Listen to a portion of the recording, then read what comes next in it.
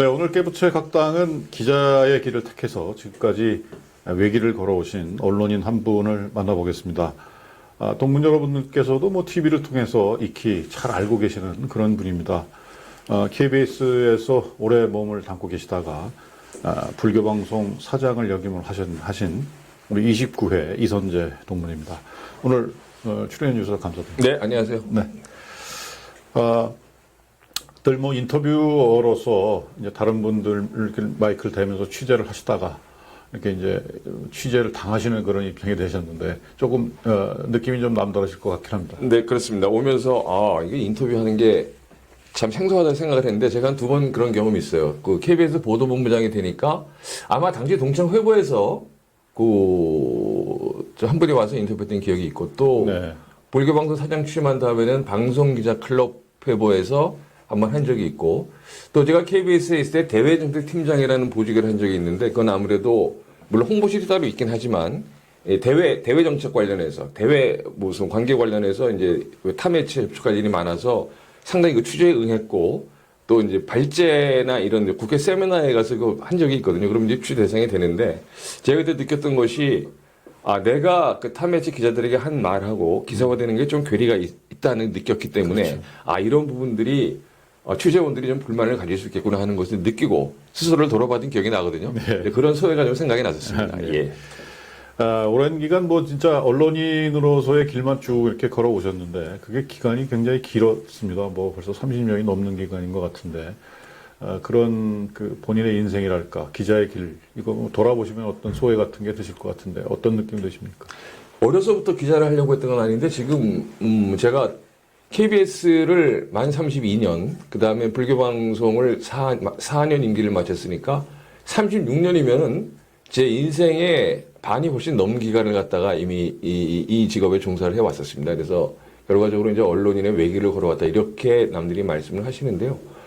뭐 의도한 바는 아니었지만 하여튼 제가 아마 대학교 다니면서부터 이쪽에 뜻을 두었던 것이 아니라 생각이 되고 뭐 아시는 것처럼 늘 발생하는 현장을 쫓아다녀야 되는 직업이기 때문에 긴장의 연속이고 또 긴장감 속에서 발생이나 어떤 현장을 봤을 때는 그것도 내 마음대로 할 수도 없고 늘 이제 견제와 균형이라는 그런 원칙 속에서 사안을 보고 전달해야 된다는 그 책임감이 늘 힘들고 그래서 특히 옛날에 이제 제가 생활한 초기에는 뭐 주 5일제도 아니고 주 52시간도 없고 거의 뭐 어떨 때는 연중 무휴로 근무를 그렇죠. 하는 시절이었기 때문에 네. 그때 뭐 지금 다 컸습니다만 이제 가족들에게 좀 미안한 느낌도 들었고 굉장히 힘들고 나름대로 보람도 있었던 그런 기억이 납니다. 네. 기자로서 이제 채용된 지 한 1년도 안 된 시점인데 그때만 해도 사실은 50 시절 상당히 엄혹했던 시절인데 그것도 남영동 대공분실 앞에서 뭐 이 경찰과 대치했던 상황이 지금 뭐 굉장히 또 이 유튜브에서도 상당히 좀 돌아다니고 저도 하는데. 그 영상을 네. 우리 애들이 얘기해 주는 거 한번 봤는데 이제 되돌아보니까 아마 그게 제가 86년 초에 KBS 입사를 했고요. 이제 사회부 경찰 기자를 쭉 하는데 1년도 안 된 80년 1월 달에 소위 말하는 그 박종철 군 사건이 일어납니다. 남영동 분실이었죠. 그래서 그 많은 이제 사람들이 이제 그 분개를 했고 기자들이 몰려갔지만 그래도 역시 그때는 마찬가지 열리지 않죠. 그리고 당시에도 거기에는 누군가 뭐 어떤 이유로든 조사를 받고 있었고 그런 상황 아마 그 당시에는 그런 가혹행위를 일시적으로 못했겠죠. 그 사건이 있었으니까. 그러다가 하여튼 취재는 열심히 했는데 보다시피 그냥 말싸움하고 왔지 안에 들어갔거나 한 거 없고 제가 생각하기에는 그래서 아마 이제 국민적인 스포트라이트를 받게 된 남영동 분실 앞에서 스케치 기사 정도 했던 그런 기억이 나고요. 처음에 이제 그때 경찰 기자 하게 되면 이제 선배들로부터 거의 소위 일본 말로 하리꿈이라고 하는 밤샘 근무를 할 때 기죽지 말고 주눅들지 말고 늘 국민을 대표하는 자세로 취재에 임해라 그런 거를 배웠기 때문에 그대로 그냥 했는데 결국 소득은 없었어요. 부끄러운 얘기죠. 예. 아니 그래도 그 당시에 그 남영동 하면은 사실은 이게 좀 범접하기 어려운 그런 공포감 같은 게 사실 있었는데 아무리 기자들 하리꼼이 할수도 쉽지는 않았을 것 같다 하는 그런 생각이 듭니다. 기자 생활을 쭉 해오셨으니까 이제 본인이 언론인으로서 어떤 마음가짐을 가져야 되겠다 이런 뭐랄까 소신이랄까 이런 것들이 좀 있으셨을 것 같아요. 어떤 마음으로 기자 생활을 하셨습니까? 처음에 할 때는 아무것도 몰랐죠. 이제 20대 때 시작을 했으니까 그냥 뭐 진실 보도, 뭐 사실 확인, 뭐 육하 원칙 이런 원칙만 생각을 했는데 사실 그때도 그렇고 지금도 그렇고 지금 이제 언론으로서는 균형이라는 게 굉장히 중요한 것 같아요. 균형이라는 게 결국은 이 제가 처음에 이 기자 생활 시작할 때는 인터넷도 없고 핸드폰, 스마트폰도 없고 그냥 오로지 이 레거시 미디어라고 하는 지금은 레거시 미디어지만 그때는 이렇게 주류 메인스트림입니다. 그렇죠. 네, 네. 다른 언론이 없으니까요. 없으니까. 방송 2개, 뭐 라디오 몇 개, 신문 몇 개, 이 한정된 매체들이 전해주지 않으면 아무 국민도 어떤 사실이 일어나는지 알 수가 없는 상황이기 때문에 그때는 교통사고가 나면 자 어디서 몇 시에 뭐가 어떻게 부딪혀서 몇 명이 다쳤다 이렇게만 보도를 하면 되는데 지금은 그게 바뀌었죠. 지금은 뭐 인터넷이 발달하고 누구나가 다 시민 기자가 되기 때문에 그런 발생만 해갖고 안 되잖아요. 여기는 왜 자꾸 사고가 나냐 이 지점은 여기는 뭐 도로 표지판이 잘못되어 있다 아니면 도로의 구조가 뭐 너무 빨리 뭐 돈다라든가 이런 구조적인 위치 그 원인을 파악해서 보도해야 되는데 그러기 위해서는 참 이게 언론인으로서의 숙명 누군가를 비판해야 될 일이 많거든요. 미담도 많이 발굴하지만 비판할 일이 많은데 그러기 위해서는 누구보다 보도하고 취재하고 보도하는 언론 자신이 균형 감각이 철두철미해야 된다. 역지사지. 이건 연주였어요. 그러니까 예를 들어서 누군가를 비판할 일이 생겼을 때 내가 그 사람 입장이면 어떻게 했을 것이냐를 딱 생각을 하고 그래야지 어떤 극단적인 용어나 극단적인 표현이나 이런 또는 일방적인 표현, 일방적인 묘사 그런 것을 줄어들고 가급적이면 균형에 입각한 그런 보도를 할 수 있다. 그런 생각을 늘 마음에 품고 살아왔다고 생각이 됩니다. 네. 예. 그 최근에 뭐 언론 상황이 그렇게 녹록하지가 않습니다. 뭐 아까 말씀하셨지만 레거시 미디어라고 하는 미디어가 이제 조금은 영역 자체가 축소가 되고 또 뭐 유튜브 같은 이런 대한 언론들이 정말 뭐 활성화돼서 폭발하기 일보 직전이고 근데 사실은 이 대한 언론이라고 하는 곳이 이게 정제가 되지 않은 것들도 굉장히 많고 그래서 언론 역할이나 기능이나 또 이제 사실 요즘 또 이제 정부에서 추진하고 있는 언론 정책의 방향이랄까 이런 것도 조금 좀 갈등이 좀 있는 것 같고요. 그런 점에서 언론의 역할이라든가 기능 어떻게 이제 이게 움직여야 될까? 또 레거시 아까 말씀하셨던 그런 레거시 언론들은 어떤 방향으로 잡아야 될까 하는 고민도 좀 많이 있습니다. 어떻게 생각하십니까? 그렇죠. 처음에 현업을 떠났으니까 제가 고민하기에는 너무 무거운 문제인데 저는 다만 이런 생각은 듭니다. 지금 이제 모든 사람들이 우리 사회의 그 이념 대립, 갈등이 너무 심화되어 있는데 그 중심에 정치권이 있을 거고, 근데 정치권뿐만이 아니라 그 정치권을 바라보는 시민단체, 뭐 심지어 학계 이런 데도 뭐 정도의 차는 있습니다만은 굉장히 이념적인 분화가 심하고 그렇죠. 여기에 언론도 예외가 아니라는 게 참 슬픈 현실입니다. 그렇죠. 언론은 이념적 대립에서 자유롭게 그 접근하고 팩트 입각해서 비판하고 제안하고 할 수 있어야 되는데 지금은 언론도 누구나 다 이 이념적 스펙트럼에서 누구나 언론을 자리 잡게 할 수가 있어요, 사람들이. 그런 것은 뭐 사실 여부를 떠나서 우리나라 언론이 재기능을 하는 데서 상당히 그 제약받는 요소라고 저는 생각을 하고 그래서 이념적인 지향을 하는 것은 뭐 다 언론인도 유권자이기 때문에 피할 수 없는 일이겠지만은 언론의 그 현업에 임함에 있어가지고는 이념적인 지향점을 좀 줄이고 의견보다는 사실에 입각한 보도를 통해서 이 언론계만이라도 이 우리 사회의 이런 대립적인 국면, 이념적 대립에서 좀 벗어난 자유로운 영역이 됐으면 좋겠다 이런 생각을 늘 하게 됩니다. 취재하시면서 뭐 특종도 많이 하셨을 거고 또 우리에게로는 물먹는 낙정도 하셨을 거고 기억에 남는 사건 한두 가지만 좀 꼽아보신다면 어떤 게 있습니까? 사건으로는 뭐 굉장히 많은데 저는 이제 가만히 이제 생각해 보니까 이제 기자 생활을 제가 한 1년 반쯤 됐을 때라고 생각이 되는데 그 오대양 사건이라는 거 있어요. 예, 그거 잘 예. 모르실 건데 요즘 예. 분들은 이게 뭐냐 하면 경기도 용인에 어떤 산골에 그 이 가구 공장이 있는데 워낙 그 외부인이 접근하기 어려운 곳인데 어떤 그 작은 종교 집단 같은 곳에서 신도와 가족들을 거기서 기숙하면서 물건을 만들어 파는 곳이었는데 그곳에서 30여 구의 시신이 발견이 됩니다. 근데 결론적으로 그 사건은 지금도 미궁이에요. 그 여러 차례 재수사를 했지만 뭐 대부분 교살, 타살이고 일부는 자살로 이제 되는데 왜 그랬는지를 모르는데 어쨌든 아마 휴일인데 회사에서 긴급 호출을 받고 이제 현장을 여러 기자와 달려갔는데 보니까 그 30몇 구의 시체가 그 공장 건물 그 옥상이죠, 그죠? 다락 같은 게 지붕 밑에 천장과 지붕 사이 공간에서 발견이 되죠. 그러니까 30여 구의 시체가 수습을 해서 현장에 간이 이 부검실을 차려가지고 일단 부검 안 할 수 없죠. 그저 미궁에 빠진 미궁 사건이고 사인이 명확치 않으니까 부검하는 게 현장에 다 이루어집니다. 처음에 한 3일 정도 거기서 먹고 자고 소위 그 근무하면서 뭐 중계차를 처음 타보고 했는데 그런 기억보다도 그 엄청난 사건 봤던 기억이 나고요. 네. 근데 그때는 그게 이제 굉장히 큰 30몇 명이었지만 사실 그 뒤에도 큰 사건은 많았는데 그렇죠. 그러다 보면 이제 제가 그때는 또 이제 데스크급이 돼가지고 현장 갈 기회가 없었는데 현장에서 봤던 사건 중에는 그게 가장 큰 사건이었다는 생각이 들고 네. 그런가 하면 또 이 기억도 제가 나요. 그 80년대 이제 사건 기자 하다 보면 야근을 자주 하는데 또 80년대 어느 순간이었는데 야근을 도는데 그 명절 끝날 무렵이었는데 이 터미널이나 역관대 지나가면 다 막 애 없고 물건 꾸러미 든 사람들이 다 걸어가고 막 무지무지하게 혼잡한 거예요. 이게 왜 그런가 봤더니 그때까지만 해도 지금은 명절이나 이런 거 끝나면은 전철하고 지하철하고 버스를 연장원에 가잖아요. 그때 그게 없었어요. 없어. 네. 제가 그걸 밤에 야근 취재해가지고 그 다음날 아침 뉴스부터 쭉 나가니까 그때부터 사실은 연장이 됐죠. 연장이 됐습니다. 상당히 그 보람이 느끼는 그런 또 뭐 사건은 아니지만 네. 그런 이벤트, 그런 해프닝도 생각이 납니다. 예.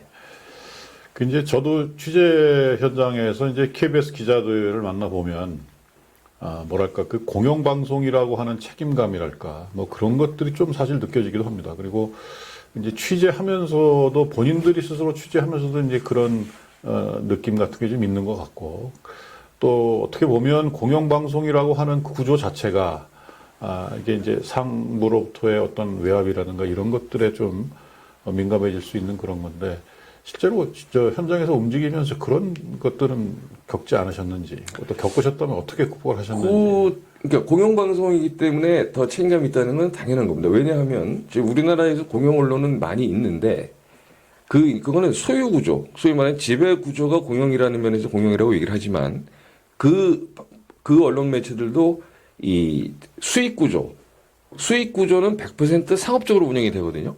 유일하게 KBS는 지배 구조, 소유 구조도 공영이고 그렇죠. 수익 구조도 절반 가까이 그 이상을 수신료에 의존하기 때문에 그냥 공영이 아니라 진짜 공영이죠.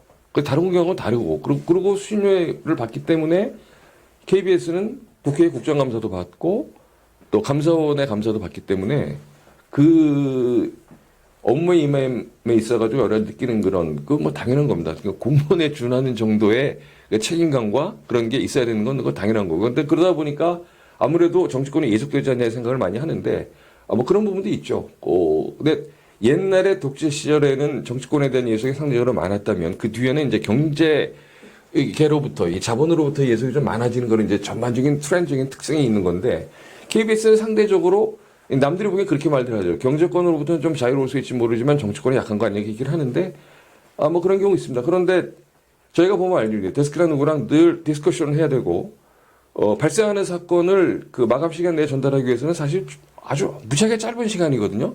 그 사이에 데스크하고 무지하게 많은 토론을 하면서 의견을 내세우는데 다를 때도 있어요. 그 토론하고 뭐 제가 이길 때도 있고 지도 있는데 근데 그 민원의 종류가 이게 누구 외부자인지 대충 이제 조금 한 연조되니까 알겠는데 그렇지 않은 경우에는 이 데스크권은 존중되는다고 봐요. 이게 왜 그러냐 하면 지금 뭐 가짜뉴스라는 거에 대한 또 이 사회적인 좀 화두가 지금 뭐 설왕설래가 되고 있는데 이 데스크, 게이트키핑이라는 것은 원래는 그 취재기자 본인을 보호하기 위한 제도거든요.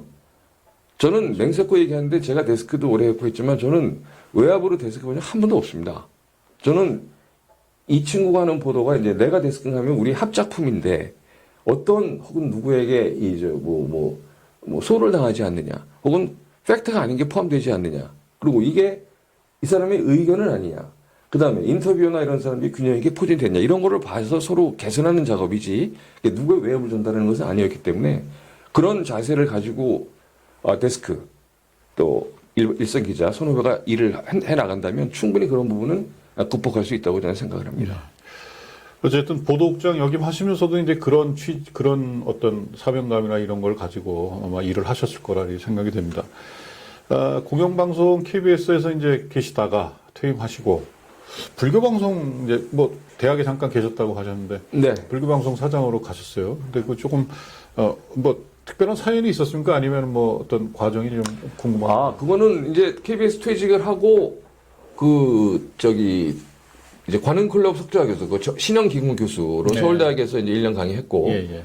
그다음에 한국연구재단에서 진행하는 전문 경영인사 초빙활용제도, 거기는 이제 청주대학교에서 강의를 했기 때문에 한 5학기 정규 강의를 했는데, 이 불교 방송에 있는, 그러니까 지금 보면 KBS를 잠깐 다니다 불교 방송 옮긴 직원이 있는데, 지금 사장이 공석이라 좀 공모가 곧 진행이 되는데, 예. 선배님이 오셨으면 좋겠습니다 얘기를 해요. 예. 난 모르는 분들인데 와서. 예. 그래서 그거 왜 그러냐 그랬더니 내부에 지금 별로 없고 저희 뜻은 선배님 왔으면 좋겠다 그래서 봅시다 그랬는데 이제 알려줘요. 공모가 떴어요. 공모. 그래서 뭐 생각하다가 이제 응모를 했죠. 뭐 안 되면 대학교에 계속 하면 되니까 강의를. 응모를 했는데 서류 전형하고 1차 면접에서 서류 전형에서 5배수 1차 면접에서 2배수 뽑아가지고 최종 재단 이사회에서 이제 2명 놓고 면접을 했는데 제가 됐어요. 근데 뭐 그때 이미 냈을 때는 이게 되면 가겠다고 생각을 했기 때문에 네, 네. 제가 뭐 절에 열심히 나간 건 아니지만 또 이제 불자로서의 삶을 살았고 예. 집사람은 또 절에 열심히 나가고 하기 때문에 예. 뭐 불교 방송에는 거부감 없었고 그래서 그냥 되면 하고 아니면 가서 강의를 하겠다고 했는데 어떻게 돼가지고 4년 또 봉직할 기회를 갖게 됐습니다. 네. 어쨌든 보면 뭐 사실은 인품이다 모시고 간 게 아닌가 하는 생각도 들고요.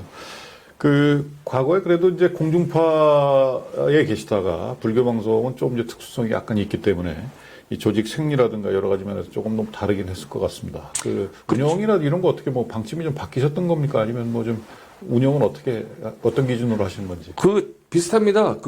저 불교 방송도 지상파예요. 그 모르시죠? 그러니까 이게 1990년에 예. 창립을 하는데 예. 그 종교계 라디오로 지상파는 CBS가 유일했는데 예. 90년대에 불교 방송이 생기고 곧 이어서 카톨릭 평화 방송, 어느 방송이 지상파로 생기기 때문에 그렇죠. 예. 그 라디오는 그 지상파예요. 그러니까 종합 편성해야 됩니다. 시사, 보도, 교양 이걸 다 하죠. 그러나 이제 교양이나 이런 부분에서는 이제 불교적인 색채를 좀 가미해서 할 수 있게 돼 있고 TV는 나중에 생겼는데 2008년부터 시작을 하는데 그거는 이제 유료 방송에만 탑재되는 그 IPTV나 케이블에만 탑재되기 때문에 그거 완전히 포교를 목적으로 하는 채널이죠. 그렇죠. 그래서 또 규모는 이제 KBS 같은 데보다 훨씬 작지만 구조는 똑같죠. 구조는 뭐 똑같이. TV국, 라디오국, 뭐 아나운서실, 뭐 총무, 경영 이거 다 똑같이 있거든요. 그러니까 뭐 큰 원칙은 없는데 다만 제가 말씀드렸듯이 이 불교 방송도 공영 언론이거든요. 왜냐하면 소유 구조, 지배 구조는 주인 없이 재단 이사회 취지로 운영이 그렇죠. 되니까. 네. 그런데 이 재원 구조는 완전히 상업적이에요. 뭐 KBS 수신료 같은 거 보조가 없으니까. 그러니까. 그래서 자생력을 갖추기 위해서 저는 하여튼 이 포교 매체로서의 사명을 다하기 위해서 또 지상파 언론으로서 그 사명을 다하기 위해서는 이 자생력, 직원 1인당 생산성을 높여야 된다는 얘기를 계속 했었고 그래서 제가 보니까 그 라디오를 먼저 시작한 방송이기 때문에 라디오 프로그램 경쟁력이 상대적으로 높았는데 TV랑 연결이 안 되더라고요. 그래서 저는 원소스 멀티유즈를 그때 KBS에서 했던 얘기지만 여긴 더 절박하다 해가지고 원소스 멀티유즈를 대대적으로 도입을 해서 많은 라디오 프로그램 경쟁력을 TV로 옮겨왔거든요. 뭐 그건지 모르겠는데 하여튼 지금 우리나라에 텔레비의 종교 채널이 10개가 있거든요. 기독교가 5개가 있고 불교가 2개, 그다음에 카톨릭 천주교 하나, 그다음에 원음방송, 그다음에 증산도 방송이 있어요. 상생방송. 10개가 있는데 저희가 그동안 항상 뭐 3등, 4등, 5등 시청 이러다가 제가 와서 작년 조사가 처음으로 방통위 조사에서 10개 종교 채널 가운데 TV 시청률 1위 하는 그런 기록을 세웠습니다. 그래서 직원들 굉장히 좋아했고 퇴임식 할 때도 상당히 여러 직원들이 박수 많이 보내주고 그랬던 기억이 납니다. 네. 하여튼 뭐 운영도 잘 하시고 그런 말씀을 저도 들었습니다. 아까 잠깐 얘기를 나눠봤습니다만은 우리 이제 후배 언론인들도 지금 서울고에 많고 이제 언론인으로서 이제 일하고 싶은 뭐 젊은 후배들도 많이 있을 텐데 지금 이렇게 지내오시면서 언론인은 어떤 것이다. 그리고 후배 언론인들에게 이런 조언은 좀 해주셨으면 좋겠다 하는 것이 있다면 좀 한마디 해주시죠. 그러니까 제가 아까 이제 우리 언론의 좀 지형이 좀 아쉬운 점이 있다는 말씀드렸듯이 이 언론인으로의 생명은 균형 감각의 생명입니다. 특히 지금은 이게 예를 들어서 여러 가지 뭐 탐사 언론인에게는 집요한 그 취재력과 끈기 이런 게 굉장히 중요하고 뭐 또 어떤 부분은 또 딴 게 중요하기도 하겠지만 지금 현재 전반적인 한국 언론의 언론인에게서 제일 중요한 것은 균형 감각이 있어야 되겠다. 예를 들어서 자신의 이념적 지향성이 좀 강하다고 생각을 하거나 혹은 뭐 이해관계에 좀 민감하신 분 그럴 수 있거든요. 그런 분들은 사실 언론으로 오는 건 맞지 않다고 봐요, 저는. 중립적이고 균형을 가질 수 있는 상대방의 입장에서 이 사안을 바라볼 수 있는 나와 다른 생각을 하는 사람은 어떻게 볼 거라고 역지사지할 수 있는 분들이 왔으면 좋겠고 그리고 이 소통 능력은 필수입니다. 이 소통이라고 하는 커뮤니케이션 제가 대학에서 강의할 때 그 들은 재미있는 얘기가 하나 있는데 옛날에 70, 80년대에는 신문방송학과 언론 관련 학과들이 그 사회과학대학에서 거의 카트라인 1등 한 적이 있어요. 예. 그때 그랬죠. 예. 지금 그렇지 않거든요. 근데 이제 제가 강의한 게 주로 이제 언론정보학과 애들이 한 반대고 다른 학과 애들이 한 반대인 데서 강의를 해보면 애들이 그러는 거죠. 지금 언론정보학과는 그렇게 카트라인 안 높은데 사실 이게 부전공으로서 인기는 처음이라는 거예요. 부전공으로서. 그래서 왜 그래요? 그랬더니 어디를 가든 간에 이거 써먹을 수 있는 거래요. 그게 참 맞는 얘기죠. 그렇죠. 예. 예를 들어서 뭐 언론으로 일하는 거는 마찬가지고 당연한 거고 기업, 군인, 공무원, 학계 어디를 가도 맞습니다. 커뮤니케이션, 소통이라는 기술은 이 복잡다단한 현대사회에 생존할 수 있는 필수 요소가 되기 때문에 그 균형 감각, 그다음에 소통 능력 이 두 가지는 필수적으로 갖췄으면 좋겠다 하는 생각이 듭니다. 네. 요즘 저도 뭐 젊은 기자들을 보면 옛날에 저희들이 일할 때만큼 이제 소통 능력이 있는가 하는 사실은 회의는 좀 사실 많이 듭니다. 그래서 저희들은 사실은 뭐 출입처에 있는 그 이제 그 공무원들이나 이런 분들하고는 사실은 스스럼 없이 정말 뭐 장관이 됐든 차관이 됐든 했는데 지금 좀 분위기가 다르지 않는가 하여튼 뭐 그런 생각이 좀 들기도 하고 뭐 그런 아쉬움이 좀 있습니다. 서울고 이제 다니시면서 여러 가지 뭐 감회가 있으실 텐데 서울고는 나의 뭐다 이렇게 뭐 한마디로 정의를 하신다면 어떻게 정의를 하시겠습니까? 제가 중학교를 충암중학교 나오고 고등학교를 서울고등학교로 가니까 그게 이제 광화문이라는 데에서 학교를 저는 다녔거든요. 근데 저는 지금 생각해 보면 저는 광화문과의 인연이 그때 이제 서울고등학교 입학한 74년에 시작이 된 건데 그 이후로 저는 광화문통 아이라는 그 별명으로 불리는 적도 있었거든요. 예. 왜 그러냐 하면 예. 제가 대학교도 유일한 4대문 아닌 성대 졸업하거든요. 예. 그 다음에 이제 KBS에 입사해서 출입처가 그때만 해도 이 과천에 굉장히 많았어요. 서초동에 검찰인데 저는 서초동 과천에 한 번도 못 가보고 전부 다 경찰서, 일진도 종로경찰서, 네. 중부경찰서, 그 다음에 외교부, 통일부, 청와대 이런 데를 출입하다 보니까 완전히 그때 시작했던 광화문 통아이가 나는 이게 계속 광화문하고 여의도만 왔다 갔다 했거든요. 그러다 보니까 광화문과 인연이 시작된 서울고등학교가 내 인생에서 하나의 전환점이 아니었나 하는 그런 생각이 좀 듭니다. 예. 그런 생각을 하실 수 있겠습니다. 서울고에서 뭐 잊지 못할 은사라든가 아니면 친구 이런 분들이 있다면 뭐 한두 분만 소개해 주십시오. 뭐 친구는 지금 뭐 다 마찬가지겠지만 지금 제가 만나는 친구의 거의 3분의 2는 다 고등학교 친구예요. 네. 다 이미 옛날에 그런 얘기를 했지만 그렇게 되더라고요. 사회에서 만난 친구 뭐 중요하고 대학 친구 중요하고 뭐 초등학교 다 중요한데 그 고등학교 친구가 주류고 뭐 제일 유명한 지금 우리 충동찬과 시작하는 신현호 동무는 고등학교 3년 동안 같은 반이었어요.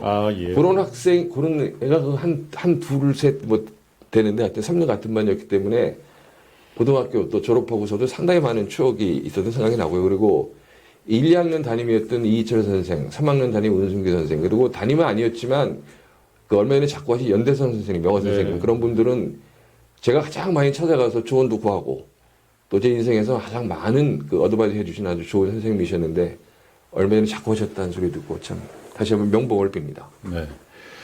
네, 오늘은 평생 언론인으로 활동하시면서 우리 공정한 보도를 위해서 헌신해 오신 29회 이선재 동문과 얘기를 나눠봤습니다.